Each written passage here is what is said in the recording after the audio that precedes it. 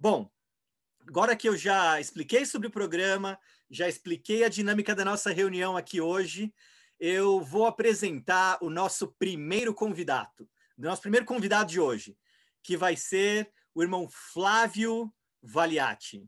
Vou falar aqui um pouquinho sobre ele. O irmão Flávio é fundador do Vamos Subir, uma startup social que ajuda jovens em início de carreira a ter mais sucesso por meio da mudança de atitudes e comportamentos. Além do Vamos Subir, projeto que já ajudou mais de 100 mil jovens e que ele toca como causa social, ele é também executivo de vendas da Zoom, empresa de software líder para videoconferências. Ele tem passagens por empresas como Zendesk, Salesforce e Santo Digital, que é o principal parceiro da Google na América Latina. Ele é formado em marketing pelo Centro Universitário Ítalo Brasileiro, tem especialização em vendas e negócios pela FGV. Flávio é casado e tem 2 filhos, o Luca e o Matheus, e na igreja atualmente serve como líder de autossuficiência da Estaca Ferreira. Com vocês, então, agora, o irmão Flávio Valiati. Flavinho, você. Fernando, obrigado pela oportunidade. Boa noite, pessoal. Estou super feliz de estar aqui com vocês hoje. Vai ser uma oportunidade para a gente aprender em conjunto. E até para otimizar o nosso tempo, eu já vou começar a compartilhar a minha tela, tentando trazer um pouquinho do que eu tenho aprendido sobre autossuficiência nos últimos anos. Como a autossuficiência tem sido presente na minha vida, quais foram os desafios em que a autossuficiência me ajudou, me potencializou e tem sido parte do meu dia a dia. Primeira pergunta que eu gostaria de fazer para vocês, com base até no que eu aprendi com o Francisco Valim, talvez um dos grandes ícones e referências, né, quando a gente fala de autossuficiência dentro do Evangelho. Ele me falou, e uma vez ele me perguntou, qual é a sua história, Flávio? Como é que você me conta a sua história? E ele disse que as pessoas que têm essa capacidade de contar suas histórias, criar uma narrativa, contar a sua vida com pontos de virada, superação, geram mais engajamento para momentos de promoção, para conquistar aquela vaga que você almeja e para se desenvolver. E eu começo perguntando, qual que é a sua história? Como é que você narra a sua história? Eu vou tentar trazer um pouquinho da minha história com base na autossuficiência, a autossuficiência com base na minha história. Eu venho de uma família de 5 filhos, uma família de classe média. Eu venho de uma família que nunca passou por dificuldades de fome ou de qualquer coisa do tipo, mas sempre foi uma família que viveu muito dentro dos seus limites e orçamentos. Até então, né, até porque eram 5 filhos. Você pode perceber que as pessoas que tiravam as fotos da nossa família não eram muito boas, tem uma lacuna gigantesca aqui, né, desse lado, mas a minha família foi uma família que me ensinou muito sobre trabalho em conjunto, trabalho duro. Minha mãe foi um grande exemplo, e desde criança eu tive um sonho, sempre sonhei em ser um jogador de futebol. E o futebol, ele foi presente na minha vida até eu ir para a missão. Já vou contar um pouquinho sobre isso. Mas o porquê que eu falo do futebol é que o futebol, ele me moldou como pessoa, ele me moldou como homem, como pai, e o futebol me ensinou grandes lições sobre autossuficiência e sobre o evangelho também. E a primeira lição, eu acho que eu já contei isso em algum momento na ala Jardim das Palmas, que eu era membro, e se soar repetitivo eu peço desculpas, mas a primeira lição, ou a grande lição que o futebol ele me trouxe, foi a primeira vez que a minha mãe foi num jogo competitivo meu. Eu tinha mais ou menos 10 anos. Como vocês podem ver na foto anterior, eu tinha 5 filhos. Então era muito desafiador o meu pai e a minha mãe me acompanharem em jogos de futebol em conjunto. Até o dia que ela foi, e eu fiquei do caminho de casa até o estádio, até o ginásio, falando, mãe, vou fazer um gol para você. Mãe, vou fazer um gol para você. E eu sabia exatamente onde ela estava na arquibancada. E aí o jogo começou, chuta a bola, não faz o gol, chuta a bola, não entra, o goleiro defende, e eu comecei a achar que eu não faria o gol naquele momento, naquele jogo. Até que eu fiz o bendito gol, e quando eu fiz o gol, eu fui exatamente onde ela estava na arquibancada e apontei para ela, para comemorar com ela, para dedicar a ela. E eu lembro que quando eu percebi e olhei para ela, ela estava dormindo, e o meu pai deu umas cutucadas nela para que ela acordasse naquele momento. A grande lição que eu tirei, né, e naquele momento ela tinha perdido a oportunidade de ver o meu gol, aquele gol que eu tanto queria fazer, mas isso me ensinou um ponto super importante, um princípio super importante, porque a minha mãe não é a única que dormiu ou dorme no ponto em alguns momentos. Eu tenho feito isso, você tem feito isso, e se a gente quer ser autossuficiente, a gente tem que estar aberto e atento às oportunidades que aparecem na nossa vida. E o futebol, ele me ensinou sobre isso, a não perder as oportunidades. Até que chegou a fase da minha missão. Eu, modéstia à parte, eu acho que eu tinha um futuro muito legal no futebol, mas eu também tinha um outro sonho e uma outra responsabilidade, que era servir como um missionário. E a missão, para mim, foi um grande divisor de águas. Eu aprendi que eu poderia desenvolver outras habilidades, outras competências que eu nem conhecia, que eu achava que eu simplesmente só sabia jogar futebol. Eu joguei com muita gente que hoje está jogando em time da Europa e etc., mas eu não tenho nenhuma mágoa ou saudade. A saudade eu tenho, mas eu não tenho nenhuma sensação negativa pela decisão que eu tomei. A missão, para mim, foi o grande divisor de águas. Mas assim como eu fui para a missão e voltei, e todos os missionários que serviram a missão e voltaram vão entender o que eu estou falando, eu voltei cheio de medo, cheio de incerteza, cheio de desafios. E naquele momento que eu estava voltando da missão, depois de 2 anos servindo completamente as pessoas, eu cheguei precisando de ajuda mais do que nunca na minha vida. E eu entendi um princípio super importante, que é o princípio de ajudar e ser ajudado. E eu quero trazer isso da forma como eu entendi naquela época e da forma como eu entendo isso hoje. Mais do que nunca, como eu falei, eu precisava de ajuda naquele momento. O que eu vou fazer? Quero voltar a jogar futebol, quero trabalhar, não sei. O que eu vou fazer? E eu precisava de ajuda. E o ponto que eu quero trazer aqui, irmãos, é que eu fui muito ajudado. As pessoas me ajudaram muito. Mas o ponto é como a gente encara a ajuda. Tem muita pessoa, e eu não estou falando da igreja somente, estou falando do mundo, que entende a ajuda como uma obrigação de uma outra pessoa, uma obrigação de te ajudar. Quando, na prática, a obrigação de se ajudar é sua, é minha. E naquele momento, né, eu entendi que eu precisava de ajuda, seria muito humilde para precisar dessa ajuda, mas eu queria me capacitar e me qualificar para poder ajudar as pessoas. Então, a ajuda ela sempre vai ser bem-vinda. Mas algo que me fez evoluir e me frustrar menos foi entender, talvez, ou pelo menos trabalhar no dia a dia para não precisar de ajuda das pessoas, e sim ajudar essas pessoas. Isso fez uma grande diferença na minha vida. Então, a ajuda, ela vem, ela nos, de fato, ajuda, mas nos prepara para ser autossuficientes. E aí, uma outra coisa que para mim foi muito forte, porque quando eu voltei de missão, eu queria voltar a jogar futebol. Isso sempre foi, né, nítido para as pessoas que me acompanhavam. Eu queria voltar a jogar futebol, só que eu não consegui. E aí, no momento que eu não consegui, eu comecei a minha carreira do zero, literalmente. Eu nunca tinha estudado para trabalhar. Eu sempre estudei por uma obrigação, porque eu jogava futebol e sonhava em ser um jogador de futebol. Então, naquele momento que eu não consegui jogar futebol, eu comecei a sentir autopiedade de mim mesmo. Comecei a ter dó de mim mesmo. E eu acho que em determinados momentos da nossa vida, nós mesmos temos essa sensação e esse sentimento. E essa é a pior besteira que a gente pode fazer. Se tem algo que a gente tem que tirar da nossa vida, é a autopiedade. A gente não pode ter dó de nós mesmos. Muitas vezes a gente levanta alguns temas como: ah, mas eu não tive a oportunidade como aquela pessoa teve, eu não estudei numa escola boa, eu não tive a oportunidade de aprender um outro idioma, eu não tenho meus pais tão presentes, que são pontos super importantes. Mas quando você coloca isso como uma desculpa, isso só vai te colocar para baixo. Quando, na prática, a gente tem que assumir o papel de protagonistas da nossa vida, o papel de líderes, né? O papel de atores principais da nossa vida. Porque o poder de decisão e o poder de escrever o que vai acontecer daqui para frente está sob nossa responsabilidade. E quando a gente assume esse papel de responsáveis, protagonistas, líderes da nossa própria vida, a gente começa a ver a nossa vida se transformar, até porque a gente não pode delegar para ninguém o nosso papel de protagonista. E a gente tem vários exemplos, tanto nas escrituras, quanto no mercado de trabalho e no mundo, que nos fazem, né, acreditar que é isso que nós precisamos fazer, assumir os nossos papéis de protagonistas. E eu trago uma história para vocês. Se esse jovem, né, afrodescendente, há muitos anos atrás, chegasse para você e falasse: serei o presidente dos Estados Unidos, o que vocês falariam para ele? Possivelmente eu falaria que ele estava maluco. Até então, nos Estados Unidos, nunca houve, né, um presidente afrodescendente. As situações externas dele não jogavam a favor dele. Existiam várias estatísticas que jogavam contra ele.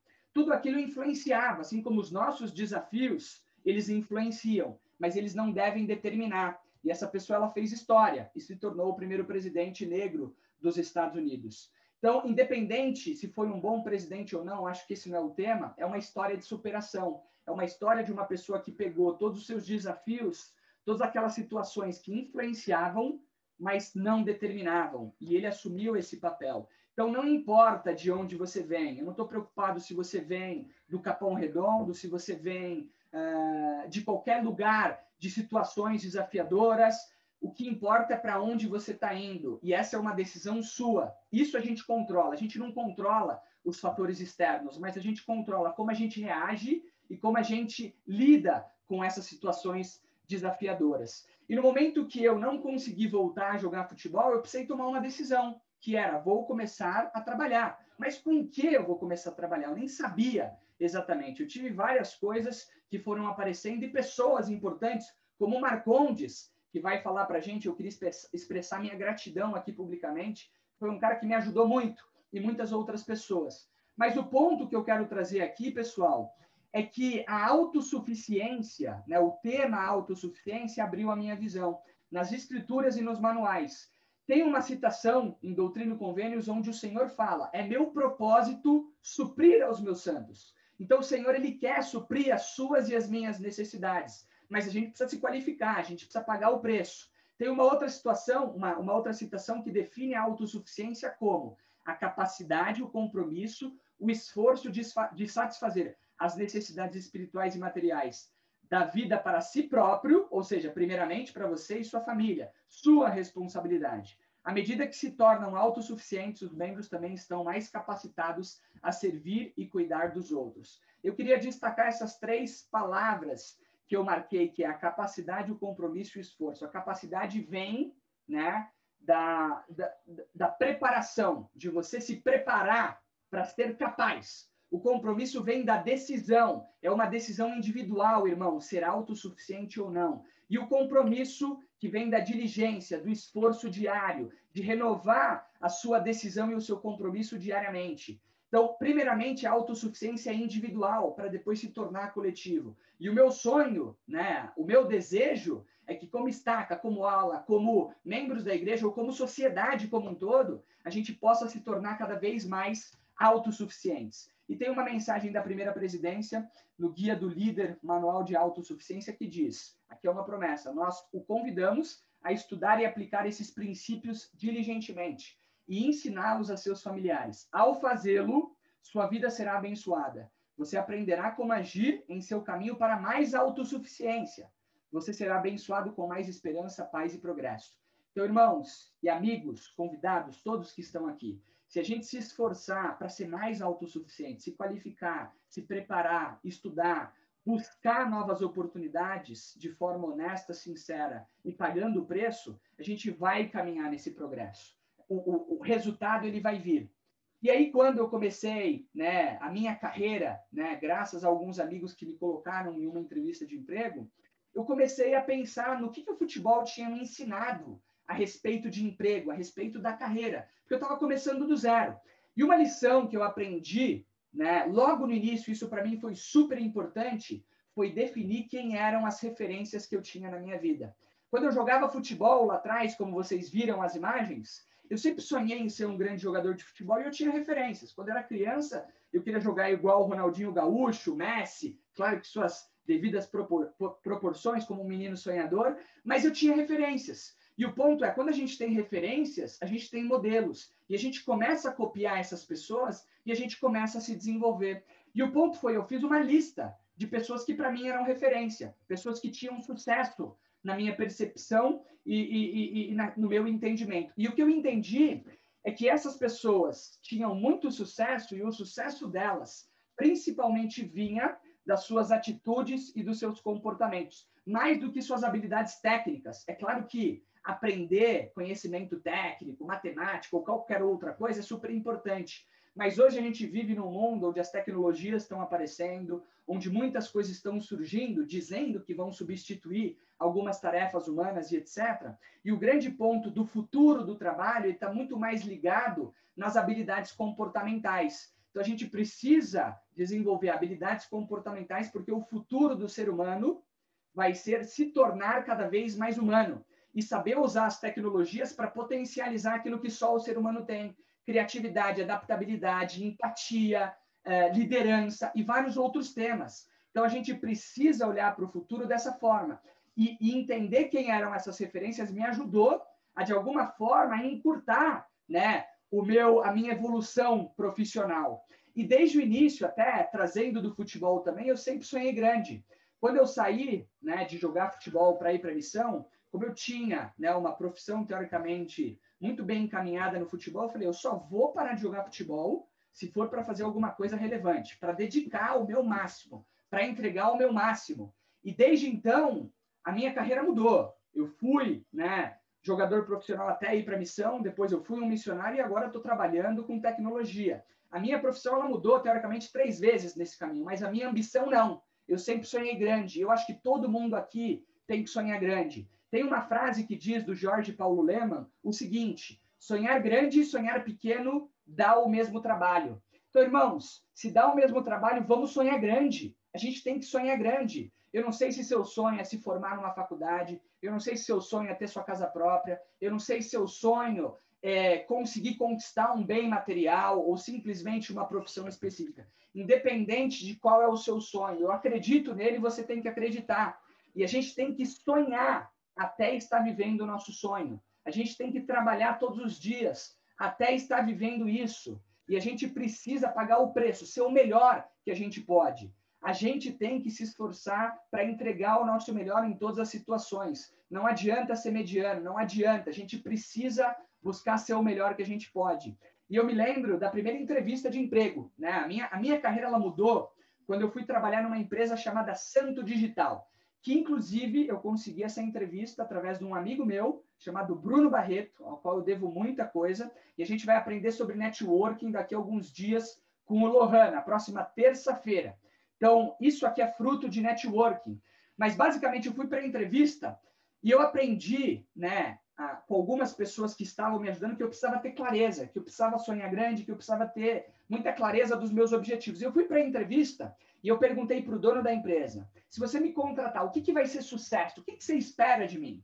E ele falou, Flávio, a gente é o parceiro número 10 da Google no Brasil. E eu quero me tornar um dos primeiros parceiros. Mas, para isso, a gente precisa aumentar o nosso número de vendas. E todos os dias eu trabalhei para, aumentar o nosso número de vendas, 2, aumentar o nosso posicionamento e crescer no ranking da Google. Em resumo, a gente se tornou o parceiro número 1 da Google no Brasil, o parceiro número 1 na América Latina, e a gente ganhou um prêmio do presidente da Google Global como um dos principais parceiros do mundo. Eu nem falava inglês naquela época, recebi da mão dele, só falei, hi, how are you? E acabou naquele momento. Então, tudo isso foi parte de ter clareza dos objetivos. E o ponto que eu quero trazer aqui, irmãos, é que muitas vezes a gente perde tempo fazendo coisas que não nos aproximam dos nossos resultados.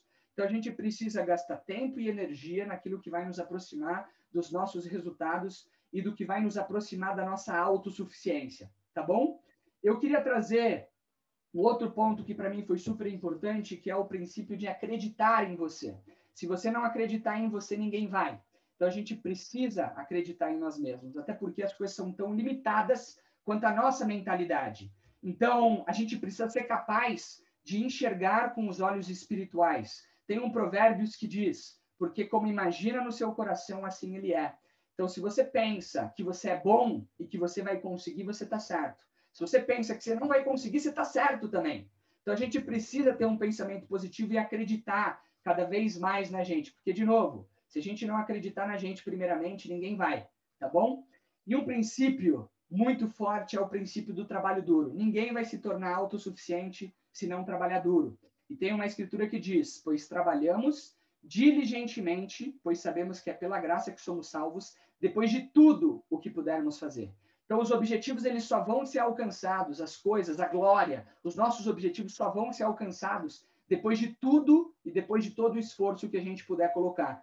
Portanto, amados irmãos, façamos alegremente todas as coisas que estiverem ao nosso alcance. E depois aguardemos com extrema segurança para ver a salvação de Deus e a revelação de seu braço. Então, a gente precisa fazer tudo o que está ao nosso alcance de forma alegre, de forma motivada, porque a jornada, ela precisa ser gostosa, né? Não é de um dia para o outro que a gente vai se tornar autossuficiente, mas o caminho ele precisa ser bom também. Então, a gente precisa fazer de forma alegre. E não há substituto para o trabalho duro, disse Thomas Edison. Então, isso é super importante. E aí um outro princípio, né, já para daqui a pouco acabar, né, tenho mais alguns minutinhos, eu queria trazer um princípio que foi chave para mim, né, amigos e amigas, que é o princípio da motivação e da disciplina. Esse princípio ele fez toda a diferença quando eu entendi, né, o que significa, né, a motivação. Quando eu jogava bola, né, a motivação, o que era motivação, o que era disciplina. E o ponto é o seguinte, a motivação ela está relacionada às nossas emoções e aos nossos motivos para agir. Então, eu estou motivado hoje para estar aqui com vocês porque o pessoal me convidou para participar desse serão de autossuficiência. Note que tem um motivo, um estímulo que me fez estar motivado ou não. Só que o grande problema da motivação é que ela acaba. Se você depender da motivação, você sempre vai depender de motivos e estímulos externos para você agir ou não. Já a disciplina, ela vem com o conceito de ter a consciência e o compromisso de fazer o que você sabe que é importante que você tem que fazer, mesmo sem vontade. Eu faço todos os dias o que eu preciso fazer, mesmo sem vontade. Ou seja, a motivação, ela te traz um motivo. Sem motivo, talvez você não haja, você não tome ação. A disciplina, ela não precisa de motivação, de estímulo, ela vem do seu compromisso. Então, as pessoas que são autossuficientes, as pessoas que têm progresso, as pessoas que evoluem, elas não são necessariamente motivadas. Elas são primeiramente disciplinadas e elas fazem todos os dias o que elas precisam fazer. Até porque eu acredito que nenhum talento ou brilhantismo preguiçoso supera a dedicação, o trabalho duro, a disciplina e a consistência. Porque se você é disciplinado e você faz todos os dias aquilo que você precisa fazer, você vai começar a se tornar um mestre, a se tornar referência, porque você faz todo dia aquilo, né? Isso é super importante. Então, eu não tenho que ter motivação para ser autossuficiente, eu não tenho que ter motivação para ser um bom pai, uma boa esposa, um bom filho. Eu não preciso ter motivação para fazer as coisas que são importantes, para ser um bom cidadão, para ser uma pessoa educada. Eu não tenho que ter motivação. Eu simplesmente tenho que ter disciplina, porque eu sei o que eu tenho que fazer e a importância disso. E eu queria fazer um desafio para vocês, tá? Eu não sei se vocês estão motivados ou não, eu estou motivado, mas mais importante, eu estou disciplinado, né? E o que eu queria trazer aqui para vocês é o seguinte, a gente tem 5 encontros, esse mais 4, né? Eu queria fazer um desafio para que todo mundo que está aqui continue até o último dia, mesmo que você não esteja gostando, só para provar para você mesmo que você começa e termina as coisas. Então, eu espero que todo mundo aqui no final, né, esteja conosco terminando no dia 14 com a mensagem de encerramento do presidente Brentano. Então, esse é um desafio que eu queria fazer para vocês, ficar até o final, porque no final vão ter pessoas que vão desistir, mas eu quero perguntar, você é essa pessoa que vai desistir ou você vai continuar até o final? Até porque a autossuficiência é um processo de longo prazo, tá bom? O que eu queria trazer para vocês de forma muito rápida, né, é o seguinte, cercar-se de pessoas boas. Tem uma frase que diz, você é a média das pessoas com quem você mais convive. Ou seja, se você está rodeado de pessoas boas, você começa a evoluir. Se você está cercado de pessoas que te colocam para baixo, que não te inspiram, que simplesmente te criticam e criticam os outros, você vai começar a baixar também. Não tem jeito. Nas escrituras fala sobre isso, né? Diga-me com quem tu andas e eu te direi, né, quem tu és. Então a gente precisa estar cercado de pessoas boas. Tem uma lista de pessoas que podem te ajudar, né? Mas não só que podem te ajudar, mas que você pode ajudá-las também. E torça pelas pessoas. Eu queria fazer um outro desafio, como a autossuficiência da estaca, como uma pessoa que se sente responsável por esse tema junto com vocês. A gente precisa torcer pelas pessoas. Muitas vezes a gente alimenta sentimentos negativos com o progresso das pessoas. Seja o tipo de pessoa que inspira as pessoas, que eleva as pessoas, que torce pelas pessoas. Torça pelas pessoas. Se ela progrediu, como é que eu vou criticar uma pessoa por uma virtude, por um progresso dela? Então, a gente precisa criar uma atmosfera onde todo mundo se ajuda, onde todo mundo se inspira, onde todo mundo se eleva. Isso é super importante. E nunca pare de aprender. Essa frase, para mim, foi super importante, que diz o seguinte, se você é a pessoa mais inteligente da sala de aula, então você está na sala errada. A gente precisa estar rodeado de pessoas que são mais inteligentes que a gente, que puxam a gente para cima. Até porque, e eu levo isso para minha vida, eu nunca me achei o cara mais inteligente, até porque eu só joguei bola a minha vida inteira. E depois eu tive que correr atrás de tanta coisa, sempre achando que eu estava atrás. E o esforço e a dedicação talvez tenham pagado algum tipo de progresso, se é que eu tenho tido. Então, estar na sala onde você é a pessoa mais inteligente, você está na sala errada. Até porque ninguém quer ser o mais burro por muito tempo. E quando a gente está ali, nessa situação, a gente se esforça, a gente se dedica mais. E eu tenho uma pergunta para vocês. Qual foi a última vez que você aprendeu algo novo? Se a gente quer evoluir, progredir, o mundo está mudando constantemente. O que a gente aprendeu lá atrás, talvez há 5, 10 anos, talvez não tenha o mesmo valor hoje. Então, a gente precisa constantemente buscar atualizações, buscar aprender. Então, qual foi a última vez que você aprendeu algo novo? O que você sabe hoje? Qual é o valor disso daqui 5 anos, daqui 10 anos? Isso é super importante. E para finalizar a minha fala, eu queria trazer também uma visão de gratidão, que é algo que tem me ajudado muito. Quando a gente olha para o lado e a gente tem uma tendência feia, ruim, de se comparar com as pessoas. Ah, mas eu vou me comparar com o Marcondes, vou me comparar com o Fernando, com o presidente Brentano, com qualquer pessoa do tipo. Se a gente olhar sempre se comparando, vão existir pessoas numa situação melhor do que a nossa. Sempre vão existir, né? Sempre a grama do vizinho parece um pouquinho mais verde.